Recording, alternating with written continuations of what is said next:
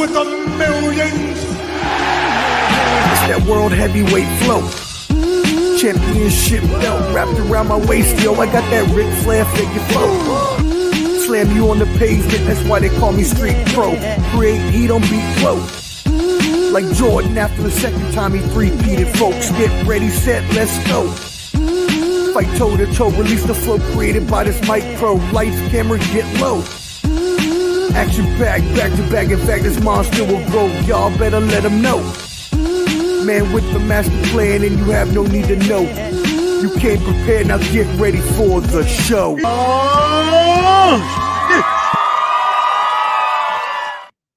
Yo, yo, yo, what up, what up, what up, friends? Welcome. You know what it is. Ball and Buds is here with another episode of Banter, Brawls and Bravado, our Friendsgiving special. And boy, do we have some special guests coming in with us tonight to share some laughter, some stories, and also talk about their upcoming projects. So first of all, you know who we're always going to welcome in.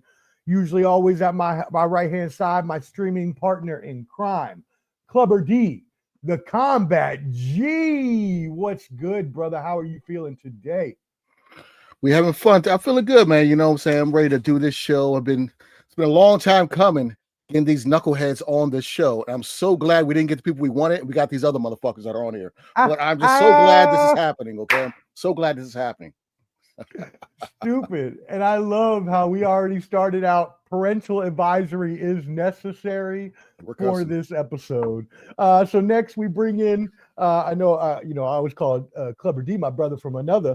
And this is another brother from another, my actual brother since we were young, way back in the day. He is a comedian tearing up the 757 circuit. He's even performed at the legendary Funny Bone, and he is now doing voice-over work. So if you're looking for your next romantic novel to be voiced over, I think he's your man, comedian Bayoan Malave. What's good? What's up, y'all? I said it was Friendsgiving. I came ready to eat. Come with utensils, don't bring no food. Typical. Right.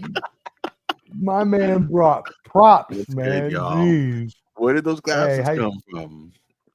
My mom bought them for me for Christmas, so I'm about to take them off, but I just wanted to do it for the intro. But anyways, next we're going to bring on, what is that? Is that me? Oh, sorry about that. That is me. Next we're going to bring on, I didn't know what that was. We're going to bring on, he is better known as Airtime Mike of the Blusiast and El Toro Ryan YouTube channels. He is a thrill seeker, roller coaster enthusiast, and he tells me that he has visited every park in the United States and ridden over 500 rides. Welcome in from the Blusiast and El Toro Ryan, Airtime Mike. What's good? Sorry, man. It's good, man. That's the itis kicking in from the food, man. It was great. I'm just trying to wake up. Hey, yo, I appreciate that intro, man. And like you got some talent there, man. That sounded really good over there. I really appreciate that. Thank you for that. I appreciate the love. You're very welcome, my friend. Thank you for joining the show. We appreciate it. It's been a long time, probably a few years since you and I last spoke. So I'm glad to see you, and I'm glad you're doing well. Appreciate it. Right. I see you over there, Clubber D. You see you over there as well. It's good, boy. Hey, I'm just maintaining. I was gonna post some pictures. Last time we hung out down at Bayo's, I want to say it was probably, it was pre-pandemic. Yeah. Party. Ooh, yeah. All the pictures were just prior apocalypse. Yeah. Yeah, I think it was like the year before the pandemic or a couple months. Since last time I think we all hung out together, but I couldn't post the pictures because there was a lot of shot taken and keg stands of water and then keg stands of water is tremendous. Yeah, just us acting stupid and silly. I was like, you guys give me $5 and I'll post them, but I was gonna keep them all in. You know what I'm saying? Price.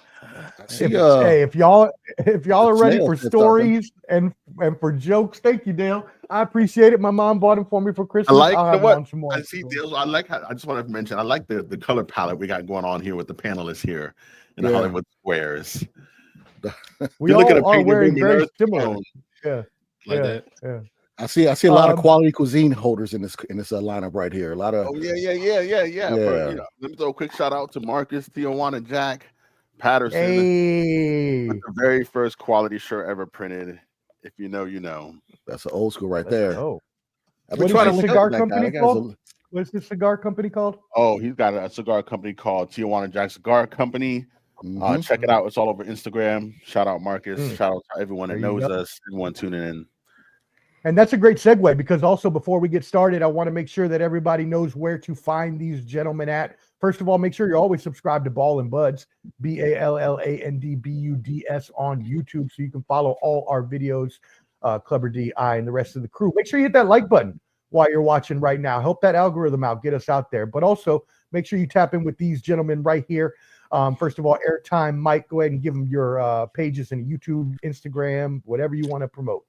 Yeah, you can see me on YouTube channel El Toro Ryan. One of the Coach Idiots. On social media, you can follow us over here at the Blusiast. That's what this is right here, Black Enthusiast. So that's pronounced Blusiast on IG. We also got a Facebook group also as well that you can join as well.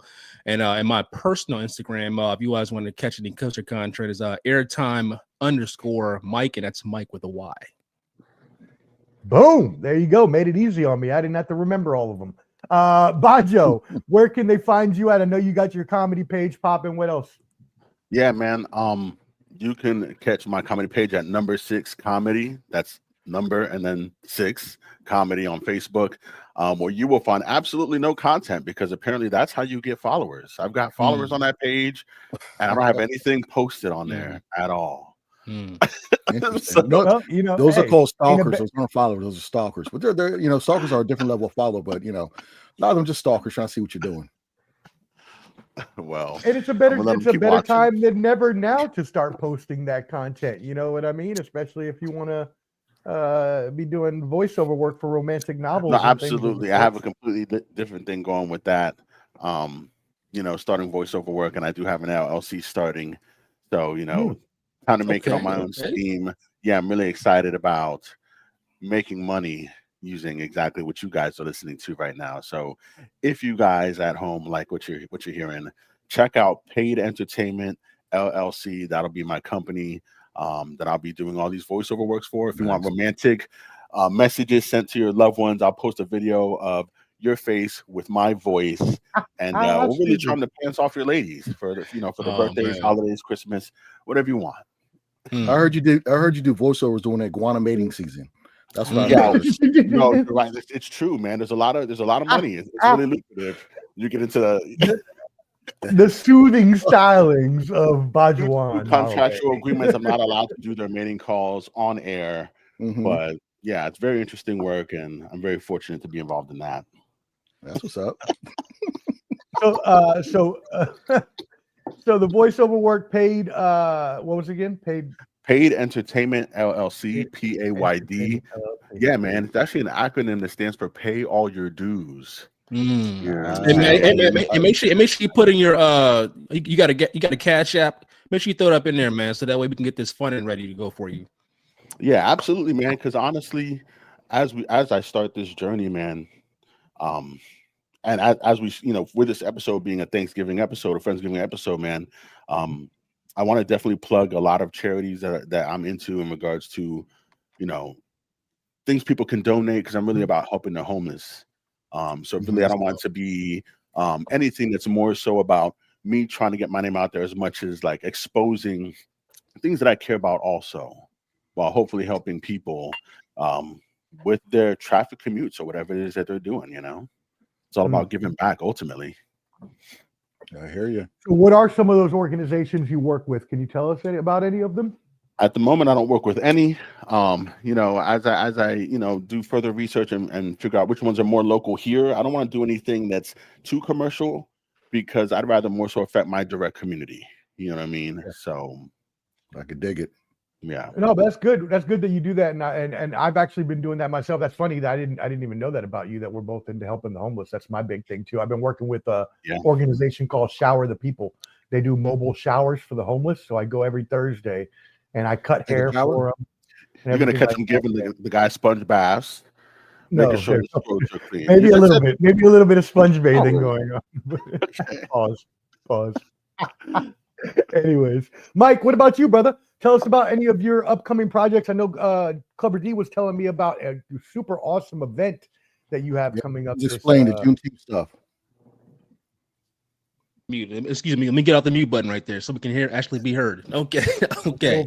Get over Nah, man. So the Blusiast, what we do is, we're a coaster group, man, that's like targeted towards black coaster enthusiasts.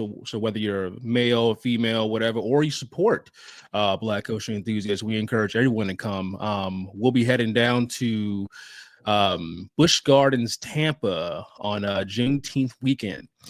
We always try to target our meetups around Juneteenth. We're still working some details out with the park about any kind of special perks we can receive, but typically we all meet up there, and usually it's about even though we have our main day will be that Saturday. We're targeting dates for Saturday, June 21st. We'll have updates on the Facebook group page for all specific details as well, and also on the Instagram page. But now, man, we get together, man, have a good time. We ride coasters, man. We do some pre-gaming things. We do some after party events also as well. We go to the park, ride. Sometimes we visit other parks also. So Epic Universe is opening up in Orlando, so we may hit that spot up as well prior to the main event at Busch Gardens, Tampa. So, but it's cool. Don't know, man. We had a great time last year. Hanging out there in San Antonio, Texas. So shout out to Six Flags Fiesta for the invite, specifically to my man out there, Director of Operations, Mr. Josh, and showed us a good time out there, man. We went out there for Roller Coaster Rio. They gave us some, ERT, which means exclusive ride time. The park was closed. It just wasn't our group. It's open to everybody for the time, but like we planned our meetup around this specific event.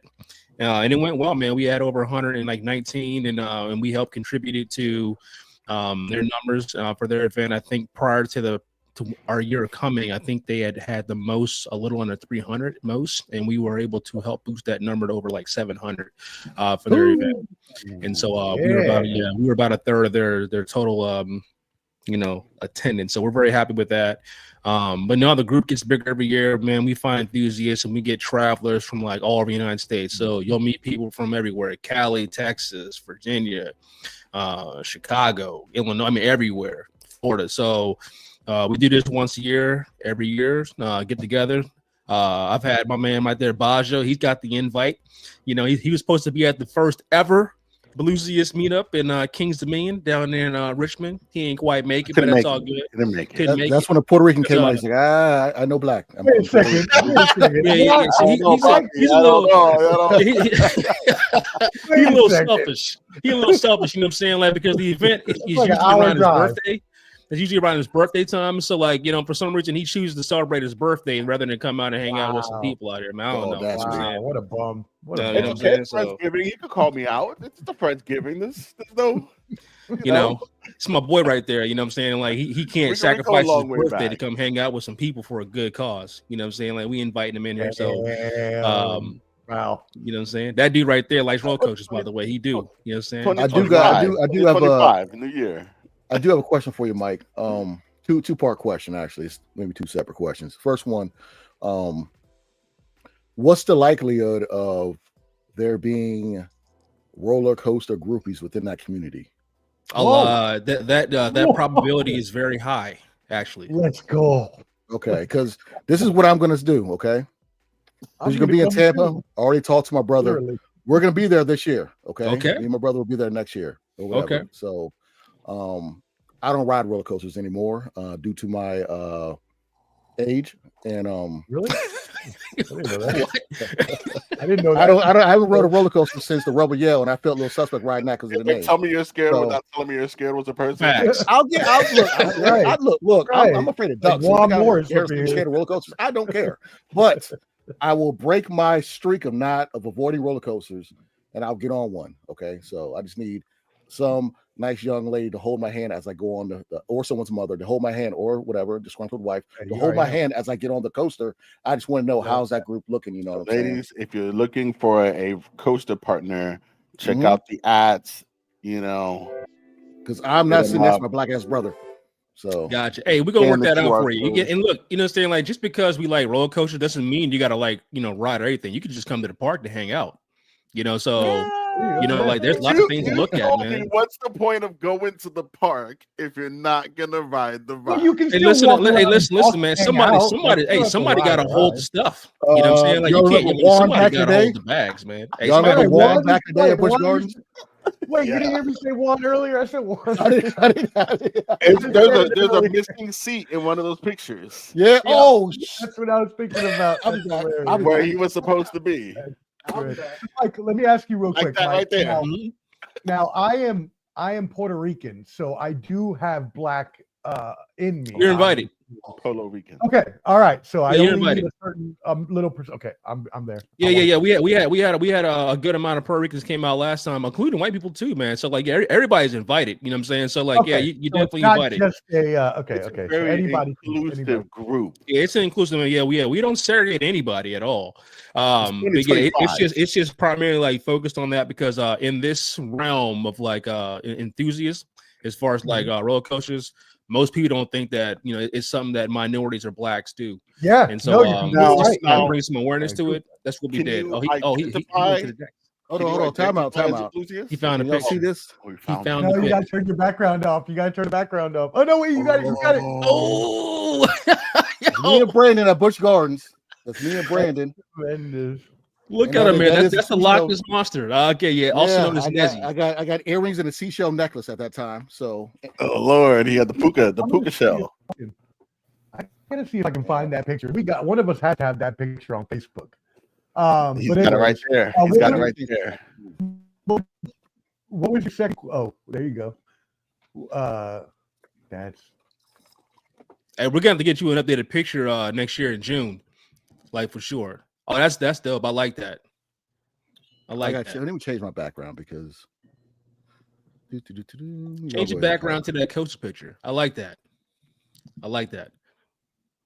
There it is. There it is. That's supposed to be right there. Man, look at that picture. Look at y'all, man. That's like 60 pounds ago, man. Oh, those are good days. Oh, this is like 20 years ago. This is in the 90s. It might be like 100 pounds ago. Look at me. That's more than 100 pounds ago for some of us. Clubber D. Yeah. Clubber. I missed you the got a days shout right out there, man. from your girl Sarah Honecker, who also says she loves Sarah. Okay, hey, well, what's Sarah's up, going down. Honecker? Sarah's going down to. I went to high school with Sarah Honecker. I don't know if she remembers me. Hey, Sarah, come on down to Tampa, Florida, June 21st. Shout out to the Come As You Are podcast. She runs that podcast. You guys add her on Instagram. We'll do. I couldn't find it, so I'm gonna have to look it up again because I couldn't find it. But shout out Flo and my boys at the Bottom Line Sports. Y'all make sure you join that Facebook group at the Bottom Line Sports. Thank you for tuning in. I am the meat master, but hey, Mike can have that today. Sarah says, "Hey, of course I remember Bayo." Hey, what's up? Yes. And hey, Clubber D, look who else is checking in. Your cousin. Buster. What up, Buster? My boy, I miss that dude so much. I miss probably going to my mom's house tomorrow. There you go. Yeah, we just BSing, man. Just bullshitting, just talking a little bit of everything here, joking. But I miss you, brother. Happy Thanksgiving. Gotta hang out at some point. But yeah, I was telling Mike I want to go to Tampa too. You missed my Puerto Rican joke about being only 20% black, but that's okay. Derek said that he's down, and also Derek was like, I don't know if you've done this before, Mike, but Derek was like, he wants to skydive, and it's like $250 to do it down where he's at. I've skydived before. Yeah, skydiving's a lot of fun, and it's a lot more than skydiving. And he's out of an actual airplane skydiving. Yeah, I'm not just a kosher enthusiast, man. I'm a hardcore and I'm a thrill seeker enthusiast, man. I told him to talk to you about that. I said he could talk to you about that. Climbing, he will. Cliff jumping. Yeah, I've done all that. I've done all that. Wow. I already know. What's he talking about? Mike, what is the highest airplane you've jumped out of, like the altitude? What was it? Well, I think it was 10,000 feet. Damn, in Orange, Virginia. Nah, man. What are you, Tom Cruise? Zach said you got to fry your mom's turkey tomorrow. Oh, that's only one way. That's the only way sure. turkey. Only way you eat it. Shout out to Only- Miss No, Linnell. What are you sipping on right there? we don't even eat turkey over here. What's up? You know we do pork in this house. We're doing the bendy tomorrow. Knob Creek 12. Knob Creek. Just get Oh yeah, and you already know, Bayo. My mom's cooking the pork as well, so you already know. But we got turkey too. I gotta have at least a little bit. Who got the coquito? That's what I want to know. Who got the bottles? Actually, we're gonna be making some more this year. We'll make some more this year. So actually, let's go there. What's everybody's favorite Thanksgiving food? And it has to be traditional. No crazy stuff. No minority stuff that people don't know about. Bayo, what's your favorite traditional Thanksgiving food? I don't know, anything like we would eat, like pork. Like pork's not a traditional one. That's what I meant. Something like that. I mean, I guess you could consider rice, right? Like a traditional.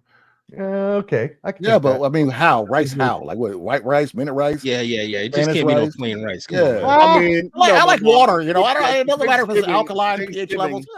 You got to do arroz con gandules, so it's not too foreign. But I feel like enough of us have had it in our circle coming up that it's not foreign, right? It's kind of also rice and beans is typical too, anyways. We just call it arroz con gandules, but it's arroz con gandules. All right, Mike, what is your favorite traditional Thanksgiving food?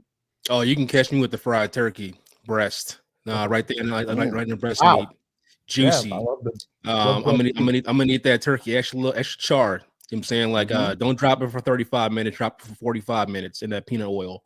That's it right there. I'm all about that. Keep that stuffing though. Just the turkey. You don't like dressing? Wait, I don't need the dressing. No fixing. What? I don't need it. I'm a meat guy. All meat. Pause. So hard. Yeah. We know you right there. Yeah. Cue the jokes and the memes. The jokes and the memes. Yeah, it is. Mr. Arby's over here, okay? He loves the meat.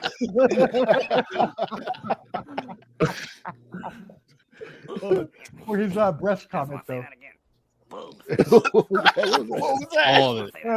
That was my Beavis and Butthead boobs. Anyway, let me stop. All right. Clubber G, what is your favorite traditional Thanksgiving food?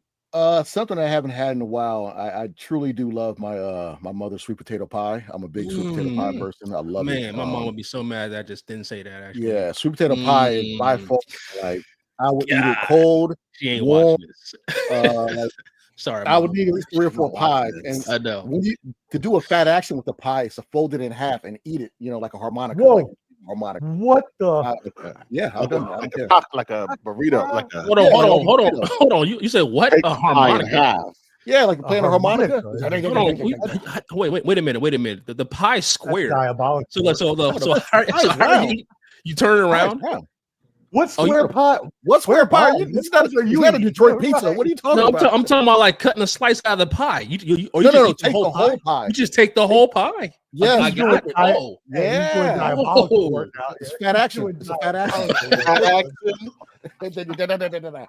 You know, trademark it. Hashtag fat action.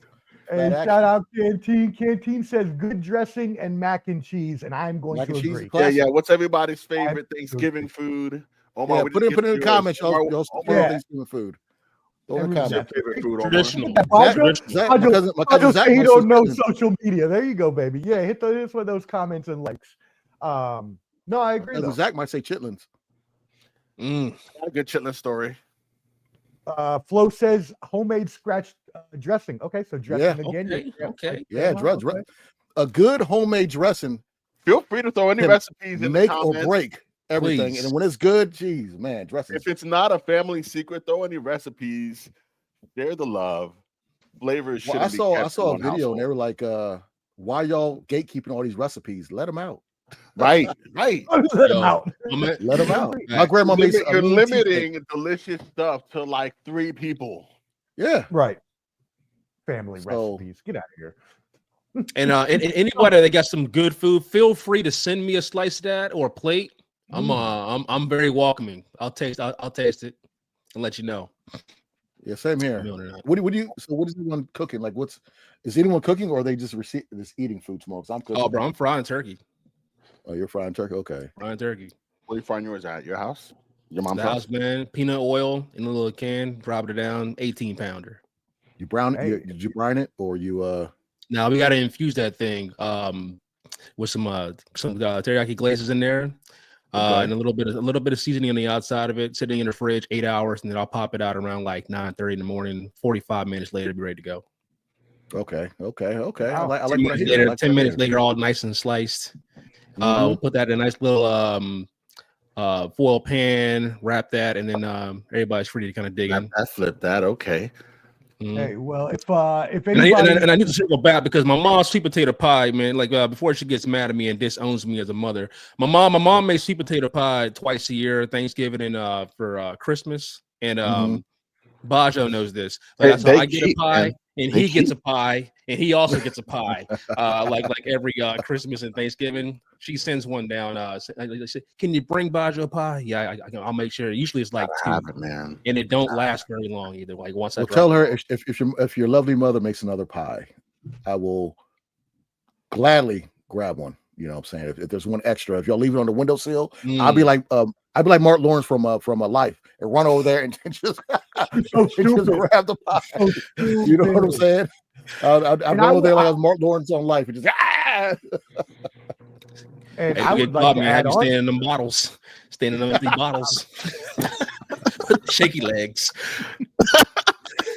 Omar, did we get to your favorite Thanksgiving food, Omar? Yeah, what's yours? No. I was enjoying everybody else's, but I do want to say that if you or Dion, who are both frying turkeys, would like to exchange some of that fried turkey from a little bit of my mom's pork, you both live. I'm not frying a turkey this year. I'm probably just gonna be chill. My plan tomorrow is literally gonna go to the gym around 9:00, come home. I bought some snow crab legs. I'm gonna make shrimp scampi with some bucatini. Wait a minute.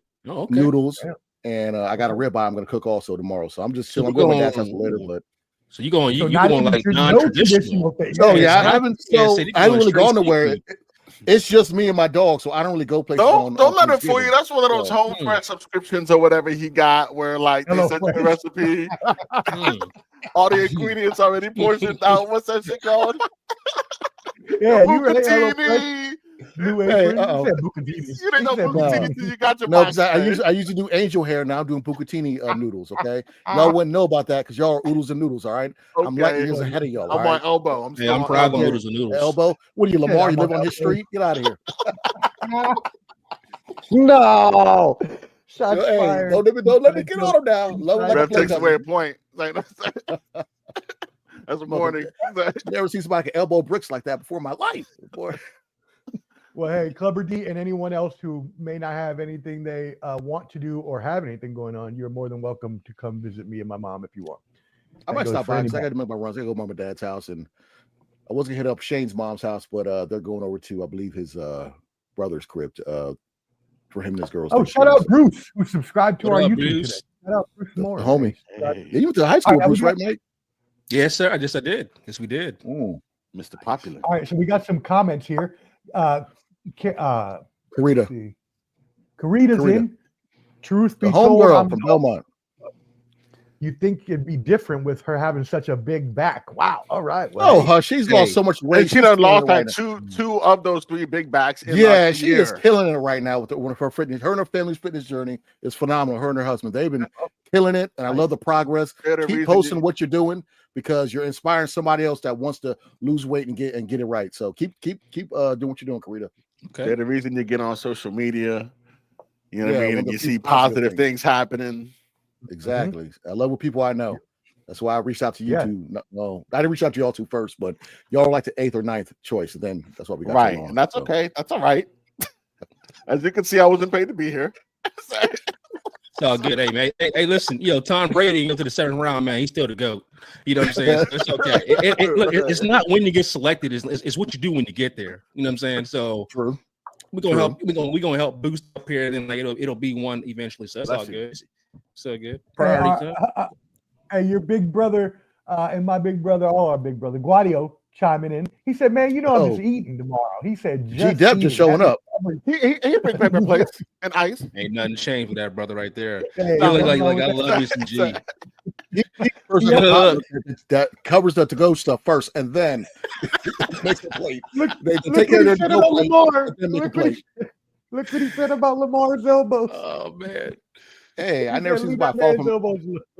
I mean, fill up a motorcycle and use that to stop. Like, No,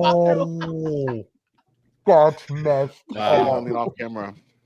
I Yeah, love that you got dude. them plates tonight, we know that. Yeah, I Love love Hey, the shout bar. out to G right there, boy. I miss me some G, man. Shout out to G right there. Yeah, that G's brother the right there man. show Love up G. even he will silently dispatch and don't say bye, but he'll text it to Yeah. you later once he's gone.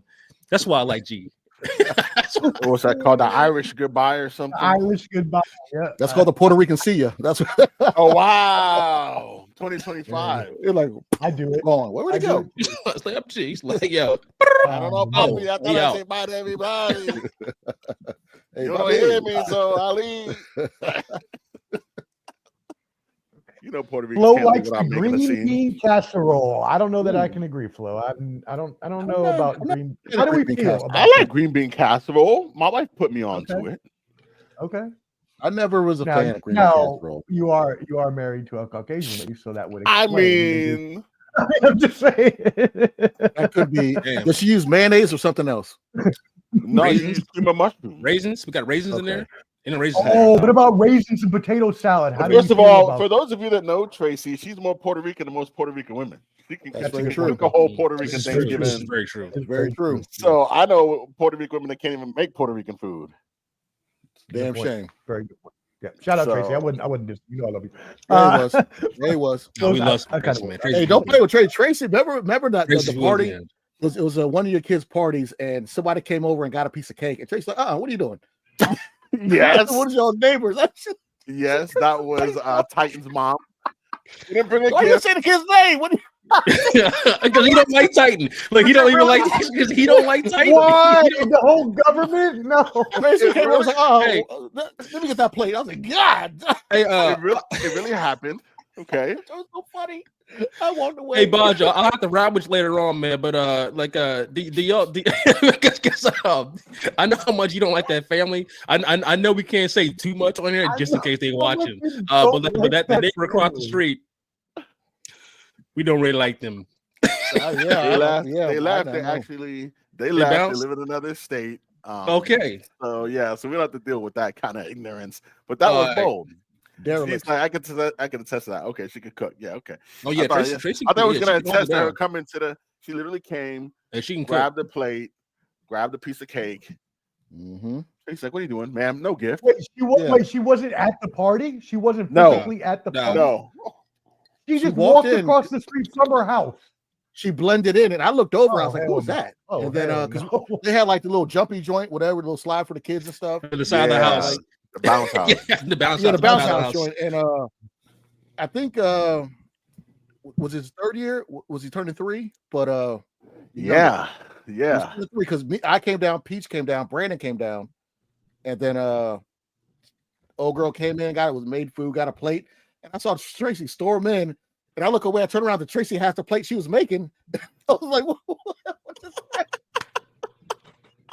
That's tremendous. I know. That's I really got a bad. real one, man. That's the kind of stuff That's you great. know, stuff dreams are made A real of. woman right there. It's a real woman. Like, I got this. But speaking of being thankful, like again, that's prime example. My friends willing to come down and drive hours to celebrate a kid's birthday party for the sake of family. You know, again, being thankful for those long-lasting friendships. You know, show love to your friends. Make sure you message your loved ones. Check on your people, especially during the holiday season, which y'all don't realize is a lot of families go through it during the holiday season, while some of us stay blessed and consider every day being, you know, somewhat easy. So, you know, check on the people that you haven't talked to, that you've been thinking about texting or calling and you haven't. Do so, because you never know when it could be too late, man. Honestly. I'm piggyback on that. And the thing for me is that what I can't stand is, you know, people wait till a tragedy to reach out to others, and you shouldn't do that, because if you can post online, then you can easily text somebody, "Hey, how you doing?" You know what I'm saying? It only takes like 2 seconds. You know what I'm saying? And unfortunately, we live in a society where we only care when something bad happens. And if you're that type of person, you know, you might want to rethink things, and there's still time to do that. So, not calling anybody out, Brandon Cleveland, but you know, just what the why? No shots fired. I told the Brandon like anyone that, you know, I'm messing with him, but yeah. No, just reach out to your friends and family, okay? It just take a simple 2 seconds. Hey, how you doing? What's up? And you know, maybe turn once a week into or once a month into once a week or something like that. Just don't wait till something bad happens to reach out to folks. That's just in his defense, though, taking on 4 kids for someone who wasn't fit to be a parent, that's superhero duty, man. Yeah, Brandon got the big old hole last night calling me, man. Here's the big hole. Hey man, it's in between winning. No, that's the homie. Much love to Brandon, man. We go back so far, man. That's so many stories right there. If we could take a special and just do stories, we'd be here for a very long time. Yeah, real long time. Real long time. I think at a minimum, we go back at least 20 years. More than it's that. about 20 right here. Over 20 with over 20. I know. Here. Me, you, backstory. Me, you, and Mike used to work together at Red Lobster. Snap. G just lost a friend, yo. Sorry to hear that, G. Yeah, sorry, man. That sucks. Exactly. Exactly what we were talking about. You know what I mean? Like, exactly what Deanna was talking about. But me, Mike, and Bayo actually go back to working at Red Lobster in high school. Red Lobster. You know, that's how I first met. I already knew Bayo, and that's how I met Mike. So we were exposed. Yeah. And I would like to say the Red Lobster is still kicking. Ian Orr. My man Ian Orr, he had the white Corolla with the tag that said IQ EYECUE. Yeah, that was his rap. He also had the Eminem hair. He actually had the Eminem hair also. Yeah, he had a little bit of flow though. Yeah, bro, my man was walking around with a blonde. Yeah, it looked like Eminem with the blonde hair and all. Nice, 6'4". You know what I'm saying? Omar was there today. He could tell you it's still up and running. It's still kicking. Man. It's still kicking. Hey, can I say something real quick, man? Hey, if you're listening to this, is it Tom Baldoff? I still don't remember his name. Yeah, fuck you throwing that football on top of the building. We were just playing in the parking lot, man, just trying to have a good time, man. What is wrong with you?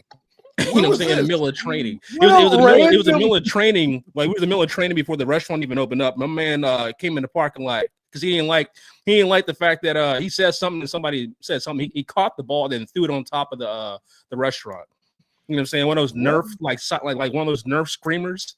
And just threw it on top of the building. Never got the money back for that, man.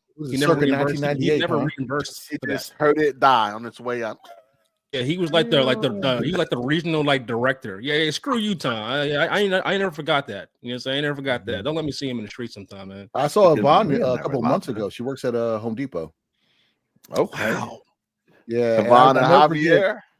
I never forget when that song Badunkadunk with Keith Murray, she got a Badunkadunk, and Dale goes to her, she got a Badinky Dink. Badinky Dink. I remember that. Good old Yvonne. She was good people though, man.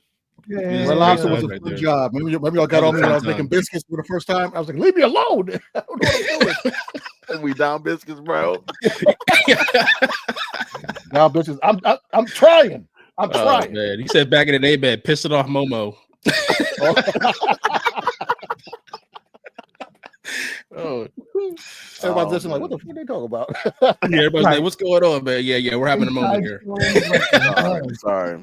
But no, it's all good. Guadio was having a good time laughing at us. We got stories. Red Lobster's still kicking. So Hey, G's in this story too, man. That's back in the day. I think we took like a spring break down there and like hung out in Virginia Beach with like G and his crew, like back in the day when I was dating Satan. I think I was probably. Who was that? Say the name. It's okay. We forget who it was. You know who Satan was. Yeah. You know who Satan was. You know who Satan was. A long time ago. You know what I'm saying? And since you're a married man, you know what I'm saying? Like Bayo was, he had a situation too with somebody who was not a very situational person. This is the same person that like to see other people at the same time, get in circles. Henry, yeah. Yeah. We know about yeah. Oh, G says, yo, we were thankful when B brought them biscuits home, yo, because remember we get the ones at the end of the night. The cheddar base that didn't get snatched, and we bring bags home. Are the best. Yo. I got a question for y'all. Do y'all still eat the cheddar bay biscuits? No. What? I haven't been to Red Lobster in over a decade. Damn it. I had 6 Almost today. You had 6 today. You I went to was Red Lobster messing today? with things up. What? Yeah. Yo, I think I may have had one bite of one because Tracy made them here at the crib. You know, they sell them in the store in the box. Oh, yeah, you can make them. Yeah. No, they're not the same. Actually, They're no, not, we did go to Red Lobster once or twice, but I remember one time not having any biscuits at all. And then the next time we went, I had a bite of one and I just couldn't even do it. I couldn't even finish I can't it. mess with their food no more. I can't do it. Like I I probably guess if been you there like worked there for 3 so times long, since yeah. I was a teenager. I mean, yeah, the amount of biscuits that we had, I ain't had them in like 10 years, he said. Yeah, me and G are the same page, man. I can't even look at them. I think I've eaten Red Lobster like once in like the last like 6 or 7 years. Yeah. And The calorie count? somebody brought them biscuits. So I said, I put the biscuit on the table. I said, nah, you can take that right to the back. I was like, I don't want nothing to do with it. Calorie count You per don't know about biscuit is Admiral's like Feast? a pound. You don't know about Admiral's Feast? Admiral's Feast. Admiral. Fried clam. What did you get today? Fried, so was that fried clams, fried scallops, fried cod? It's all fried. We got what they fried call, shrimp. And a quarter pound of crab legs, right? No crab No, legs. Admiral's Feast. That's Ultimate fried. Feast. That's Ultimate Feast. That's the Ultimate Feast. Yeah. Ultimate. Okay. Shout out to Red Lobster. What They we go out got. of business. You Made got a lot of Ultimate bills, Feast? man. Yeah, shout out Yeah, to Red me and my Lobster, mom man. Those High are a school lot of college kids right there. locations. Yeah, the Ultimate Feast. That's the big money one. But yeah, the Admiral's Feast. That's like mediocre. Yeah, that's what you eating for Thanksgiving dinner tomorrow, Dion. It's the Ultimate Feast. Hey, I thought you knew that. I thought you knew Omar's name for a second. Never mind. Put your kids to bed. Put the kids to bed. It is getting crazy. Make sure y'all hit that like button. Give me another mustache. He said, "What? Oh, man, hit him with the NSFW audio." Listen, parental advisory necessary for this episode for sure. So going back to our Thanksgiving conversation, we got another comment. Flo said he likes cranberry sauce. How do we feel about homemade cranberry sauce versus in the can? We don't do it. I don't eat cranberry sauce, period, of any kind. You don't do either? No cranberry sauce. So you don't like good Thanksgiving food. Okay. The cranberry. There's the Puerto Rican right there. Okay, so the cranberry the cranberry sauce is very necessary for Thanksgiving. It's got to be on the table. And it's got to be it's got to be in the shape of the can. You got to cut them and slice. Like he knows about that. The bottom line sports knows exactly what that means. Yeah, I resemble that remark. I don't mind the can or homemade, but I like to have that on the side. You know, I don't like to. So what is it? Does it taste like I don't like to mix it with my What does dressing. it taste like? I like Jello. Wait, you've never had cranberry before? Never had cranberry sauce. That's on purpose. And I dead ass on purpose. And that's wild. And I've never had chitlins. I have a good chitlin story though. Tell that story, please tell that story. Has anyone here had chitlins? Anyone at home? Have you had chitlins? Of course. My mom used to make them in the house, and anybody here who's had chitlins knows it's got a smell to it. Pre-cooked. Let me preface this. My parents were from Louisiana. Whole family's from Louisiana. Go ahead. All right. So me, Jimmy, and Dion, we go out. We're drinking. It's like a New Year's Eve that it's just the three of us. And we go out drinking and we come back to Dion's house to pass out. Dion gives me a blanket, if you want to call it that, right? If you want to call it that. I wake up in the morning, right? I wake up in the morning. We're in high school. We're in high school to a smell. And when I opened my eyes, I couldn't take the smell. So I went to cover my face with the blanket that Dion gave me, right? And it was a big ass hole in the blanket. Like it was like there wasn't even like it was almost like the outline of a blanket. So what I ended up really doing is just pulling up blanket. Yo, yeah. What? The hole might not have been that big, but it was big enough to where when I thought I was going to cover my face, it didn't work. It was a reverse so I didn't know Dion's mom was cooking in the kitchen. I was like, Dion, what's that smell? And from the kitchen, his mom goes, chitlins. You want some? Like on cue. And I'm like, no, thank you. But she's like, they're good. I can tell. So in my mind, I'm like, you can tell me they taste like chocolate. I ain't eating a pig's asshole.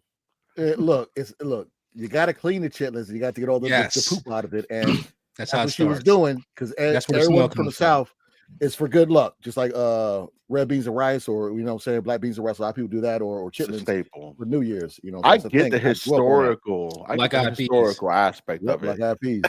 Black eyed peas. Yeah, those are good though. Wait. I rock with those. Wait, so chitlins are really pigs? It's intestines. It's intestines. It's Oh, okay. That's what I thought. No. Okay. All right. If you get one with a butthole, throw that out. But it's intestines. You throw that out.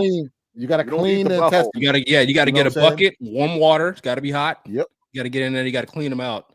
So you'll eat anyone's chitlins either. Can't just eat anyone's chitlins. You got to know the person, because you got to make sure to get all that out of there. You got to know the pig? Oh. No, you got to know the person. Like, okay. Have cleaning and you get shit in there. So you can't, chitlins got to be done. Okay, so tell me how they're cleaned again. I'm confused. So take intestines like a little tube, right? It's like a sausage skin, white looking tube. So you got to run the water in there and dig your finger in there and clean that bad boy out. Years of seeing my mom do it and making me and my brother do it. I know how to do it. And wow. Okay. It's all the doors are open, all the windows are open. It's funk. Yeah, I'm used to the smell. So I haven't had chitlins in a long time, but my mom used to make them every year until about probably 13 or 14. Yeah. But you know what it is once the smell kicks in, it's like you know what it is. Like you know what it is. You know what time it is. It's time to go. We grew up on chitlins, pig's feet, neck bones and rice. Yep. When I was down there a couple years ago, we had a turkey neck boil, stuff like that. That's how I grew up, on that stuff. So when you were living in Greenwich Hills, Dion, my dad and Ruben, Omar's dad, would do pig roast in the backyard, old school style. Mm-hmm. We did one at your crib. Yeah, we did one over here when you live by me. Yeah, with the steering wheel on the end of the pole to turn it. Now we're talking. Yeah. Remember we did that when you and a big graduated high school. We did that at y'all's house. That's when. Yeah. I'm not gonna name the person because they're married now, but they came with a girl. They had matching jumpsuit. I'm not gonna say the name. Oh, this is. I'm not saying the name. Never mind. I don't remember who, but that's not hard to figure out. Okay. No, I mean a light-skinned friend. My best friend. That's it. I'll say. But anyway, speaking of light-skinned friends, I'm not gonna forget this. I wanna give a shout out to Mike Eaglin for beating that stroke.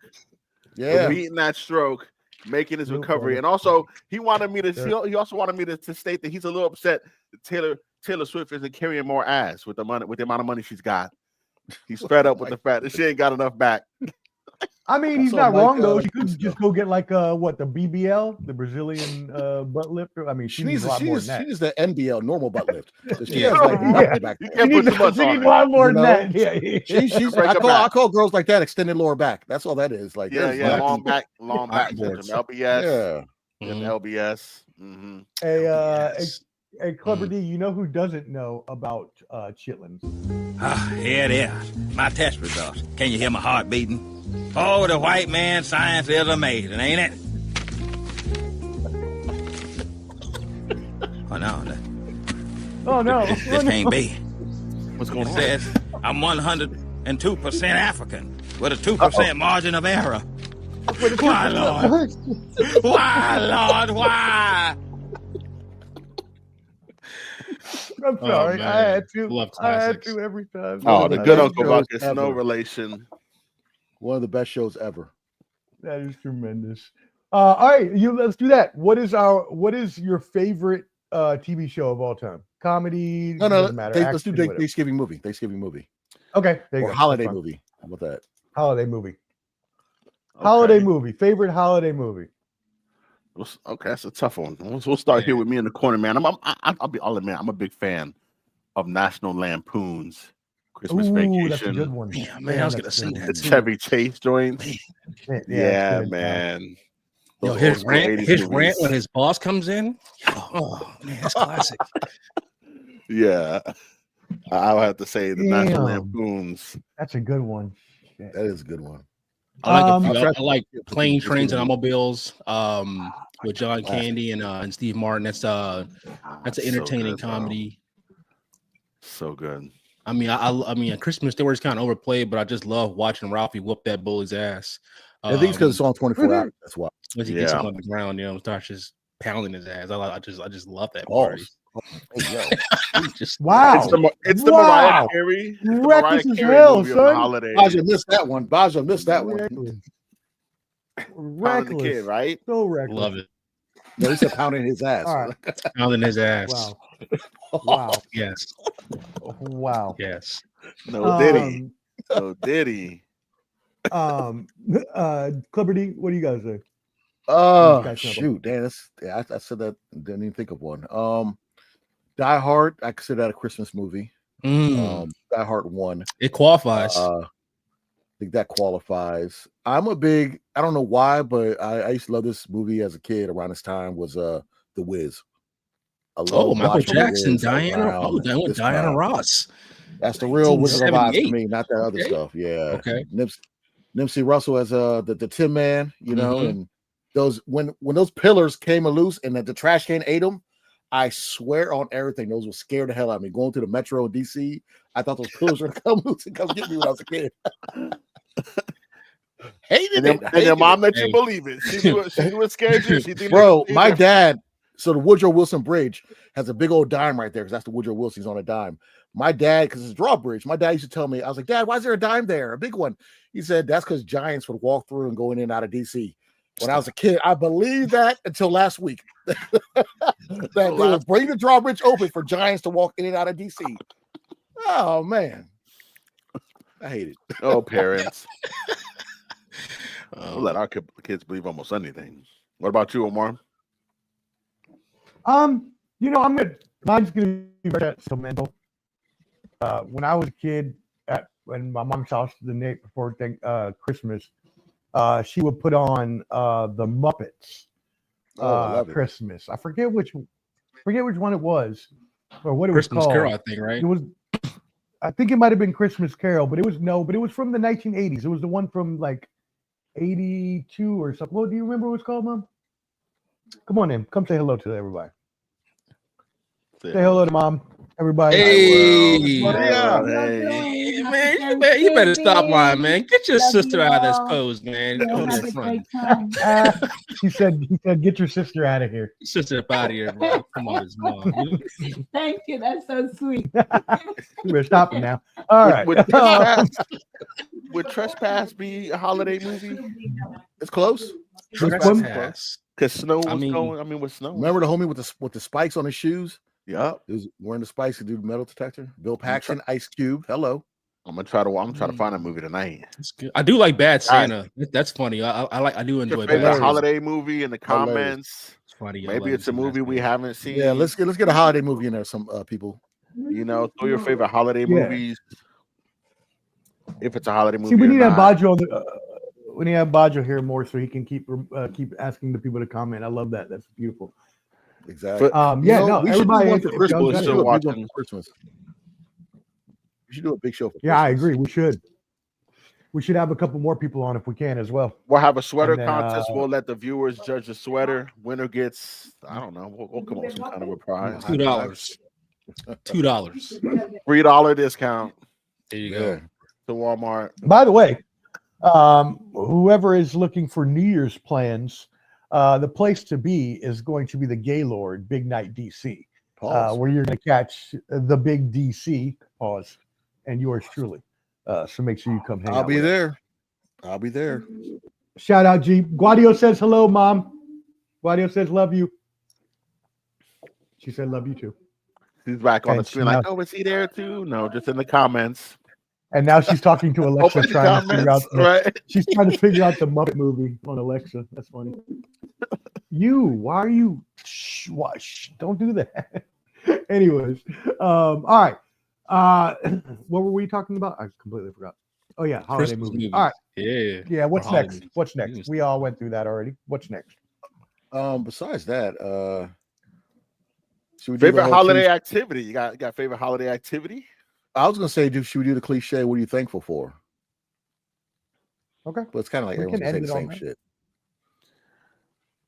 shit. I'll tell you what, man. I'm thankful for Dry. I know.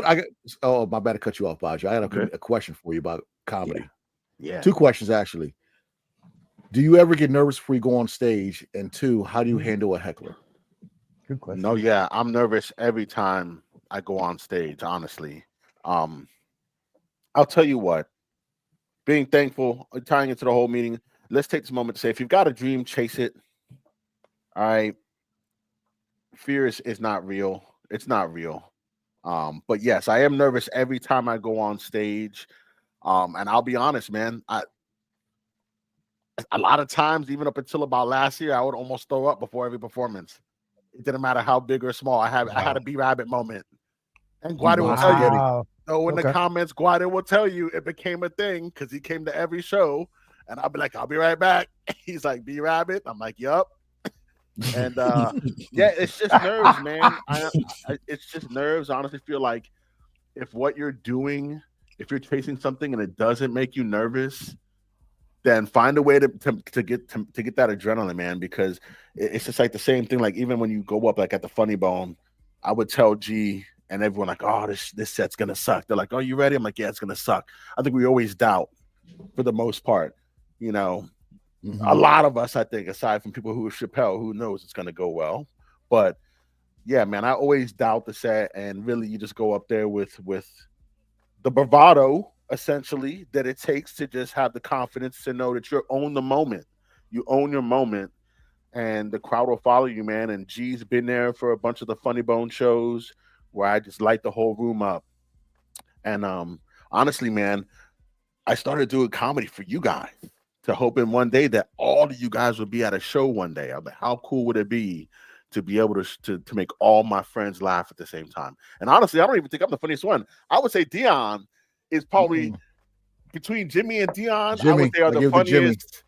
No, me and Abe have conversations, and we're in agreement that between Jimmy and Dion are probably the 2 funniest guys in the whole clique.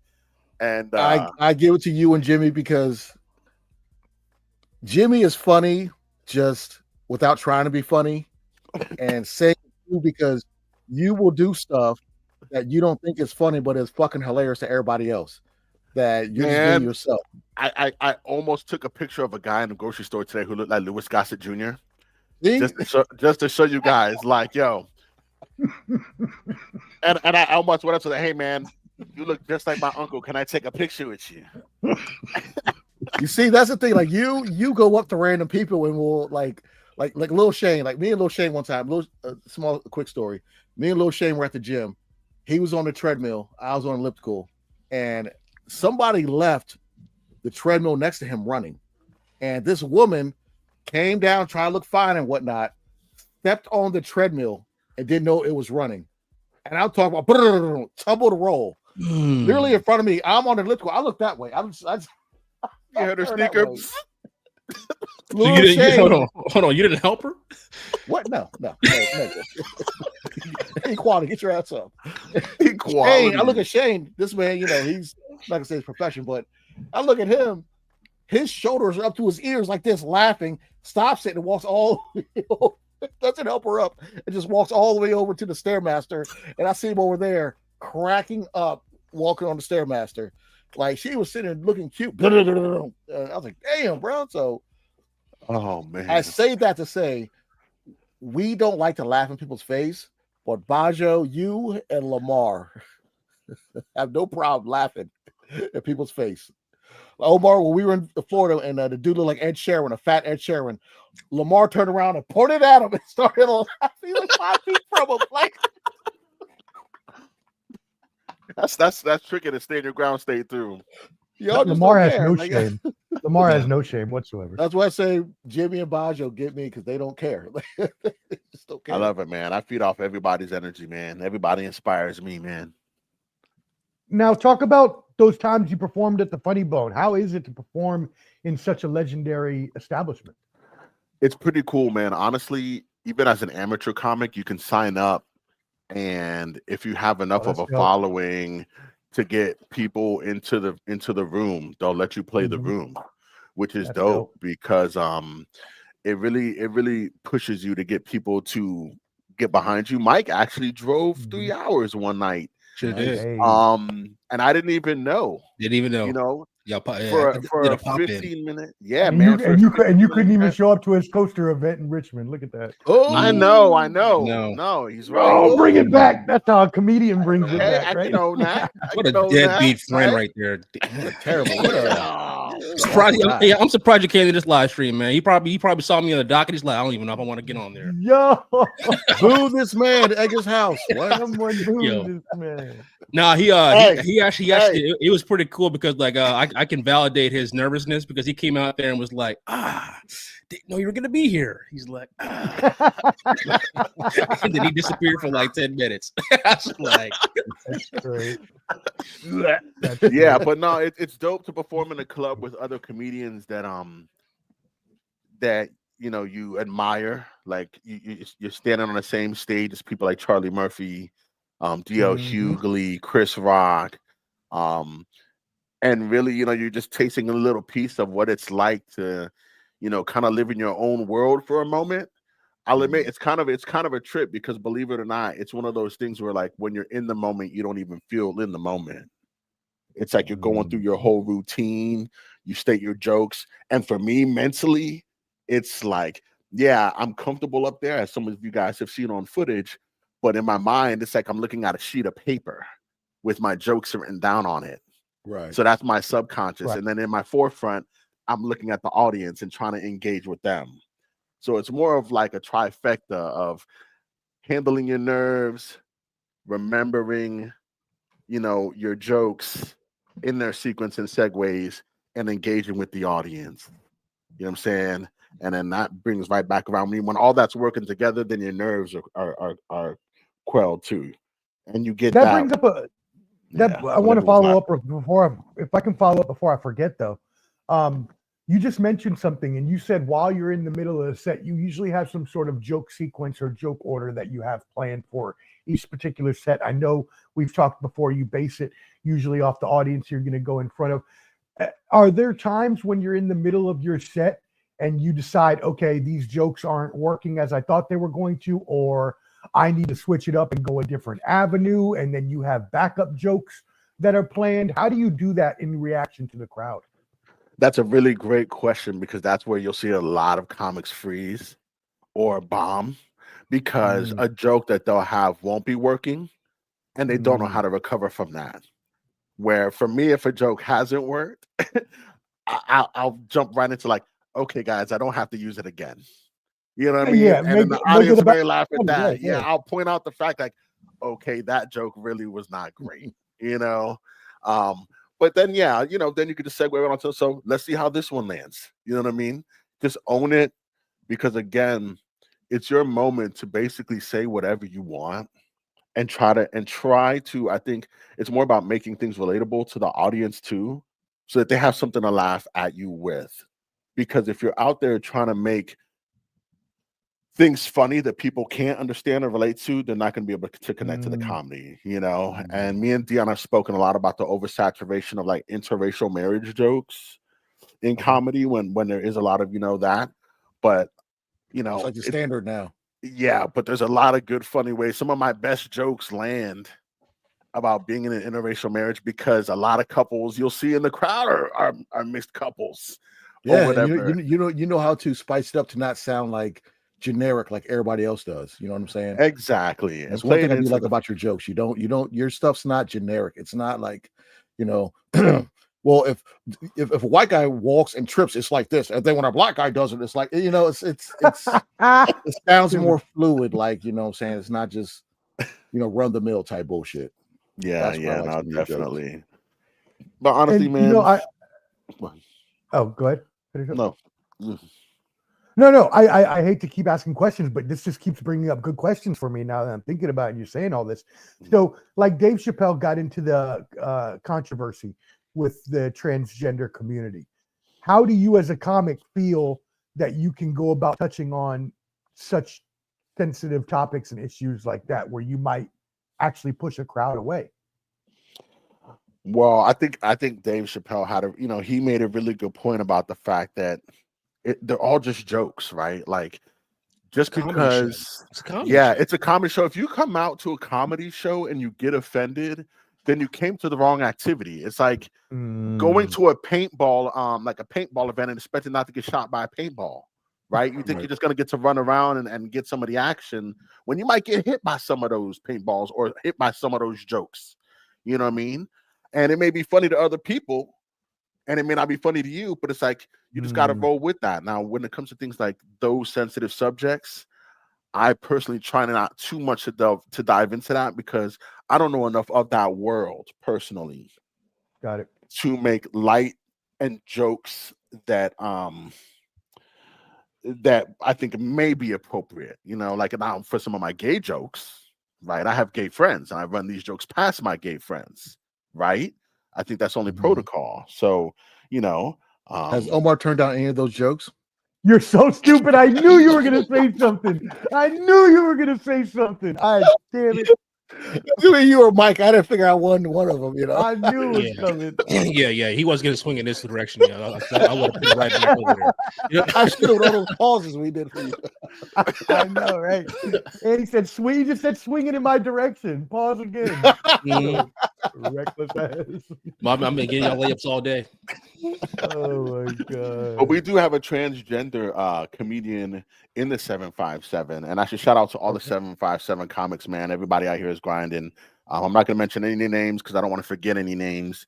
But everyone out here in the 7 cities doing jokes, man, that I've shared a stage with, you know, big ups. But yeah, we have a transgender comic in our circle, and you know, they're a funny comic. So I just leave it alone. Generally, I don't touch subjects I don't feel I have, you know, the right to speak on, really. So okay. I was gonna say, is it so because like comedy is so subjective, and I was gonna say, of course, you know, you take the time to write jokes and do your preparation, storytelling, all that kind of stuff, right, to hit the punchline.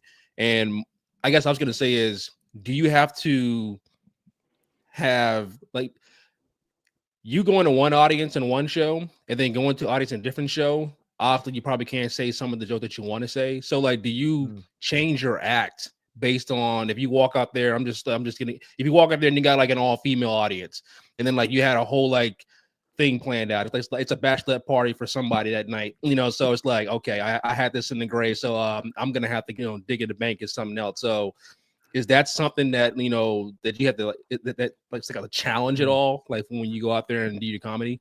Yes, because you can't play every crowd the same with the same types of jokes, because like if you play like an all black room, they don't care about no interracial jokes. Right? They're like, right, how we relate to that nigga? Showtime with Apollo type shit. You know? Well, I guess you don't relate, but in a perfect world where you didn't live in a household where you had to be afraid to bring a white woman home, right? Like something to this degree.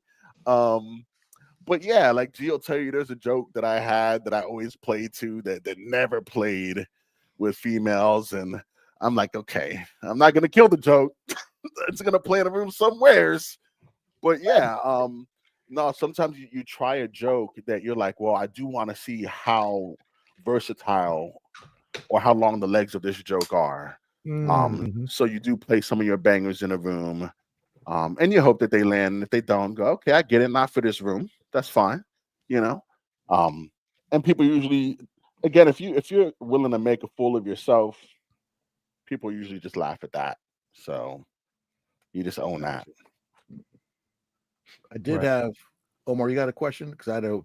No. But I don't know if he answered your. Can I tell you guys a quick joke? The heckler question earlier. I do have. Oh yeah. Thank you, Omar. What do you do with hecklers? Oh, with hecklers, man, it's super simple. You just call them out. Usually, you know, the good go-to is I tell the person, you know, do I come to your job and slap the dick out of your mouth? You know, yes, that is tremendous. It's kind of hard to respond back to that, or you know, if you just tell somebody to shut the fuck up, that's almost like. What if you come across an OnlyFans model and she says, when you say slap the dick out of her mouth, she goes, so now what? Like, now what? I would say, but answer the question though. Do I? Oh, yeah, true. You know what I'm saying? No. She probably like better content if you did. Right. I can come on while you tell some jokes while you do your thing. We'll get a mixed crowd. But no, hecklers are fun. Like I had a heckler not long ago, man, who looked like Jimmy Hoffa. And the thing about a lot of mics, the thing about a lot of mics is you can decide where you go in order. And a lot of times they may even ask you to go later in the set because they know your strength. And they're like, well, maybe I want to make sure that the back end of the show has some good laugh factor. You know what I'm saying? Some good traction. And I had noticed this guy was kind of being really loud and obnoxious. Not so much heckling because the venue was loud in its own, but the guy was asking questions during a few comic sets. And I was like, okay, I'm already gearing up for this guy. So it's like you, Dion, you step into a room and you evaluate the situation. Yep. So if something happens, you're already armed and ammoed. So, what was funny is this guy tried to heckle twice during the set and he ended up becoming the butt of the joke both times. And so now it's like, well, you wanted your moment because you wanted to steal my thunder because you feel like you need to be up here. But that's what I asked him. Like, do you have jokes? If you don't have jokes, shut the fuck up. And that's that. By having jokes, like even when you said to being armed and ammo, I'm always trying to, assess where I'm at all times. But growing up the way we grew up, when I walk to a room with friends, family, foes, whatever, I got about 5 or 6 jokes against everybody in the room just in case somebody pop off. Hashtag bring back bullying. I got about 5 to 6 in the chamber. If anyone said, "Oh, you got bald," "Oh, you got fat," so it's already in there when I walk into a room. You know what I'm saying? Oh, hey, look at him. Got the spectacles on. Look at daddy. Boy, look at him. This is my youngest. Boy's gonna be driving for years. Show him the mustache. Last time hey, real talk, like real talk. Look, the first time I went out there and saw him, I was there when he was born and everything too. But he came out the wound right, and kind of went down there for his birth, and I was like, Bayo, he came out with more hair in his lip than he did in his hair. Yeah, I was bro. Like, what's going on?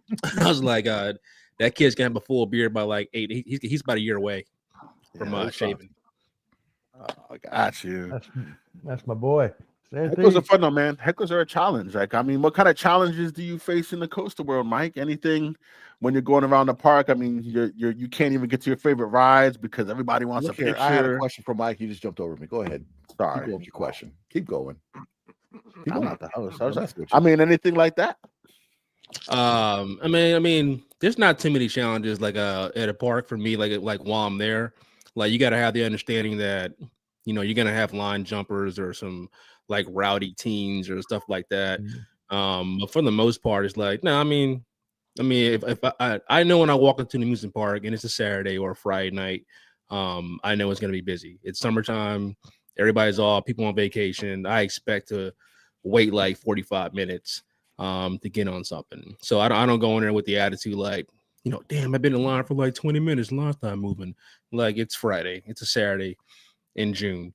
You know what I'm saying? Get the best ride in the park. So no, be patient. So that's why it's always good to visit parks with somebody so that way you can have good conversations in line. Or when you came out to Katie and we hung out and you were just cracking jokes on people in line because it was cold as shit. And then we'll get to actually I'm gonna bring it up a little later on about the last time me and him rode a coaster together. When it was cold outside, in the middle in night rides on Twisted Timbers at Kings Dominion. To this day, it's still one of the funniest moments I've had at the park. Omar, go ahead. No, go ahead. No, go, Omar. I had something for Mike. You got something for Mike? Yeah, I'll go after you. Go ahead. Okay. So I know you're a big thrill seeker and you love roller coasters. And what was the first ride that you rode that made you be like, you know what? I love this stuff. What kind of unlocked all this, Sure. Actually, I'll give you a little fun fact. So my first roller coaster I ever rode was Grizzly at Kings Dominion. Yeah, I love the Grizzly. Classic. And I was probably 6, but this is back when I was really, really skinny, short. I wasn't always tall. But they didn't have lap bars on Grizzly. They had what's known as buzz bars. Buzz bars are like a restraint that doesn't touch you. It's like a bar that comes over top, and then it's just kind of there for you to hold on to, when you ride, but it's not on your lap. And Grizzly's kind of like a shaky, rickety, woody coaster, and it very bumpy. Yeah, not anymore though. They actually just kind of like rebuilt it. Oh, really? Okay. Yeah, so it's like really good now. Which was back in the day. Yeah, it's terrible. Yeah, it'll be bad. And then like there's a point in the ride where like it bumped hard, and I almost came out like out of the seat. Oh, I was just so light, and then I had to be like held down in it. And I actually didn't ride Grizzly again. I don't think until like 16. Like because I was just like I don't want to die, like on that. I was always scared of Diamond Falls because I remember it flipped over and those kids died, and I was like, I'm not riding that shit. You said not getting on. But the coaster that kind of made me say I want to love this is a coaster that like actually no longer exists. It's over at it was at Busch Gardens, Williamsburg. It used to be called Drachenfire. It was what's known as I remember that one. Blue coaster. Went to the park. And I was like real young, and my parents, they don't ride roller coasters. I got a sister, she don't ride roller coasters. Nobody in my family likes amusement parks. I'm the only thrill seeker in the family, and so we go over there. They drop me off. There's no wait for it, like the whole day. And they went to go see a show, and they said you stay here and you just stay here. I was like, okay, cool. So I sat there and rode it like for like an hour and a half straight. And that's like when I kind of realized that this is something that I love, because even when they came back to pick me up, I didn't want to leave. I was like, I'm having too much fun, even though I've like been riding this thing over and over for the last like hour and a half. So Drachenfire is the coach that I credit for making me the enthusiast that I am today. And it's the irony is that it's a coach that only existed for 6 years because people hated it, but I loved it. It was one of my favorite roller coasters, and I loved it. And now it's dead. And fun fact, and now they're building another new coaster in its spot, which is like doesn't even pay homage to, which is a whole other point. You got to get the people in the coaster community to ban or boycott that coaster. Hell no, what did Dragonfire do?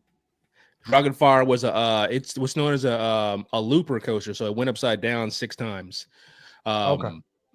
Yeah, so it's similar to if you've ever been on if you've been in Busch Gardens, Williamsburg, it's a similar ride to like Loch Ness Monster.